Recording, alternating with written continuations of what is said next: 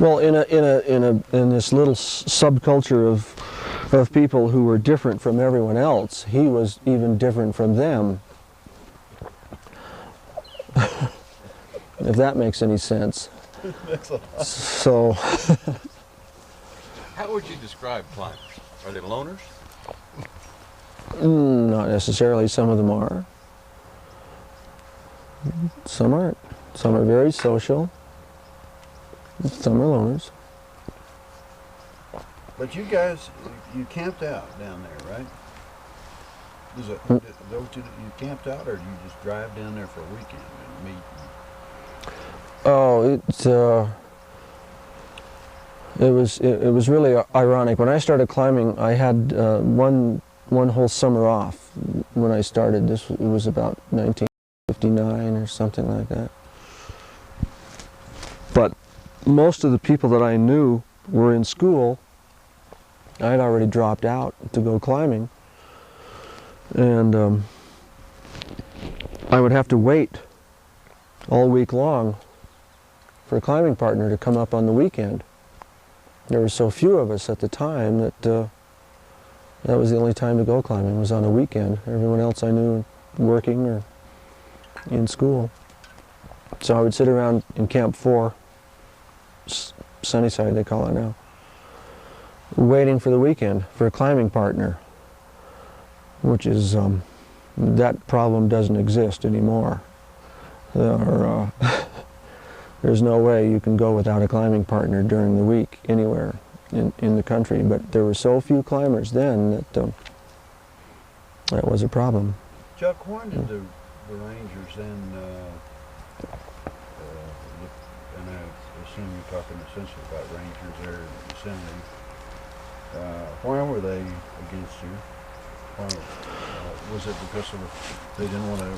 They thought they'd have to go rescue you, or? No, that might have been a paranoia on their part, but in those days, nobody got hurt. It was there weren't any rescues. It was never necessary. Which is not like the climbers were so competent then; they didn't make mistakes. They didn't fuck up and get hurt. But one of the problem was that Yosemite Valley always has been a real mecca for climbing. So when people went there to climb, they tended to stay a long time to climb, all summer, a month, 2 months, whatever. Well, there was a camping limit, 2-week limit, which never had to be enforced because most of the other people wouldn't stay that long anyway, but climbers would. So they were breaking the law in that sense. And that aggravated some of the bureaucrats. Plus, there was constant friction between Camp 4. The climbers' camp was very close to Yosemite Lodge, so that climbers tended to use the lodge and the lodge facilities a lot, the shower, and the restaurant, and the lounge. It's a national park, so that was perfectly legal. Anyone who stays there is supposed to have access to the facilities. But the lodge company didn't look at it that way. They did not like these strange, scruffy, abnormal human beings coming in and using their facilities and disrupting what they thought were the decent people. The Park Service usually sided with the concessionaire. So there was a lot of friction and a lot of hassles and trouble because of that. Climbers didn't fit, they weren't respectable, they weren't clean, they used foul language. All of that. Although people were certainly willing enough to go out and watch people climb, that fascinated them, caused traffic jams and whatnot. But that's kind of it wasn't until some independent climbers decided that maybe there ought to be a school, a climbing school in Yosemite, and applied for the permit, Then the concessionaire Curry Company at the time decided, well, they can't have that. They'd better do it themselves. Well, then it became, then it was okay. Then climbers were respectable all of a sudden, overnight. Hypocrisy, it's called. Has this explosion in climbing, do you feel good about it? Feel bad about it? I think I felt bad about it at first, because I was convinced that what had happened to skiing couldn't happen to climbing. I thought there was too much integrity and too much seriousness to this kind of infection couldn't affect climbing. But of course I was wrong. I couldn't have visualized in the 60s someone being concerned about the color of their shoes, or whether they should have a rainbow-colored rope or some other fantastic fantasia or something. But when something becomes that popular, then it happens.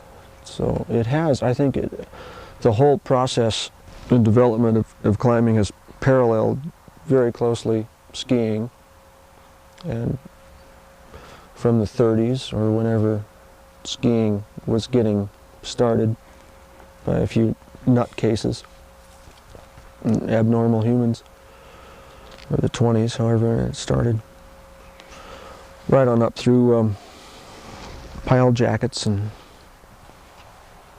the right colored shoes and the right colored chocks and ropes and everything else. It's trendy and fashionable, and that's the way it is. Money is being made, and so.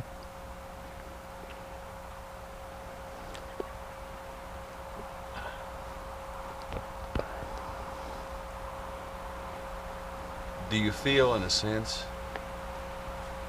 that if the parallel is to skiing, that you've been vindicated in a way for the way you lived before and what you do now? Vindicated? Yeah. And you mean in my own mind? Yeah. Oh, I don't care where it's gone or what's happened. It was a very wonderful period in my life. I wouldn't trade it for anything or have it changed. If it had been a spectator sport, I might not have been a guide. Maybe I still would have been living off royalties from an interview 20 years ago. Who knows? But that's not the way it happened. Did you talk about how you got into guiding? Because I don't know. Well, I used to think that guiding was a dishonorable activity. It was a little process. When I first started climbing, when I was 18, 19, 20 years old, as far as I was concerned, there were only two kinds of people in the world: climbers and assholes. And yeah, you know, either you were a climber and you were involved intensely, passionately with this activity, or you're just wasting your life and you might as well shoot yourself. So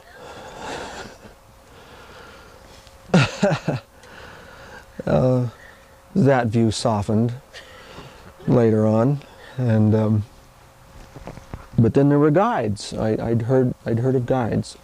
I knew about the Exum School, which at the time when I started climbing was probably one of 2 or 3 climbing schools in the country, Rainier Guides being one of them. And I thought, well, guides are prostitutes, whores, a bunch of whores, taking undeserving people without skill or ability into the mountains and polluting the entire environment with their presence for money.